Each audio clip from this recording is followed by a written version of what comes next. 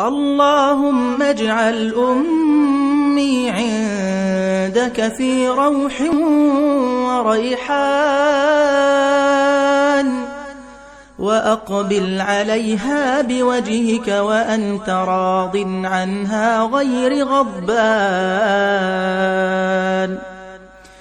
اللهم يا كريم أكرمها، ويا غفار اغفر لها، ويا وهاب هب لها منك ثوابا عظيما.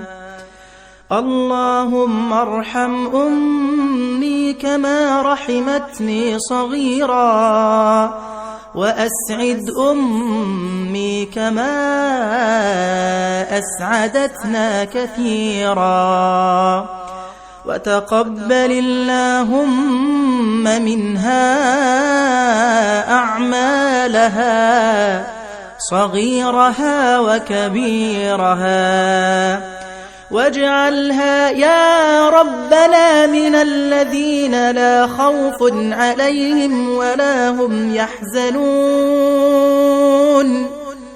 من الذين لا خوف عليهم ولا هم يحزنون، واجعلها في الفردوس الأعلى من الجنة يا كريم. اللهم زد أمي بالحسنات إحسانا، وبالسيئات عفوا وغفرانا، واجعل يا ربنا قبرها روضة من رياض الجنة، ولا تجعله حفرة من حفر النار. اللهم أفسح لها في قبرها مد بصرها، وأفرش قبرها من فراش الجنة، ولا تخزها يوم يبعثون، يوم لا ينفع مال ولا بنون، واجعلها يا ربنا ممن جاءك بقلب سليم.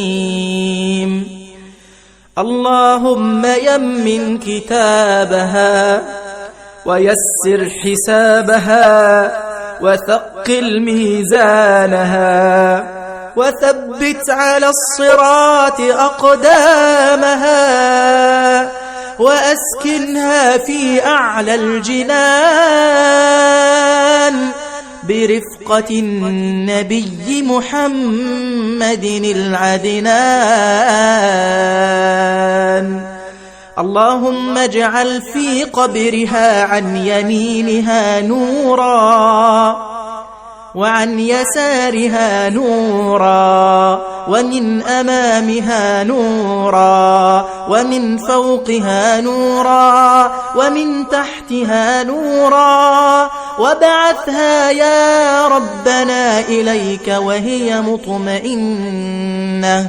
اللهم احشرها مع المتقين، وفي زمرة المقربين، ومن درجة الصابرين، وأدخلها الجنة بغير حساب ولا سابقة عذاب، برحمتك وعفوك وكرمك يا أرحم الراحمين.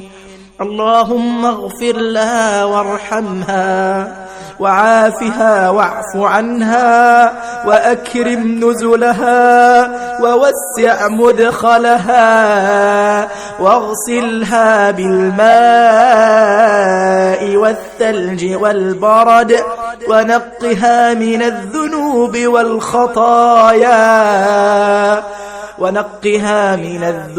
والخطايا كما ينقى الثوب الأبيض من الدنس. إلهنا دعونا ولا نرجو سواك، فتقبل اللهم منا دعاءنا، وصل على نبينا محمد، والحمد لله رب العالمين.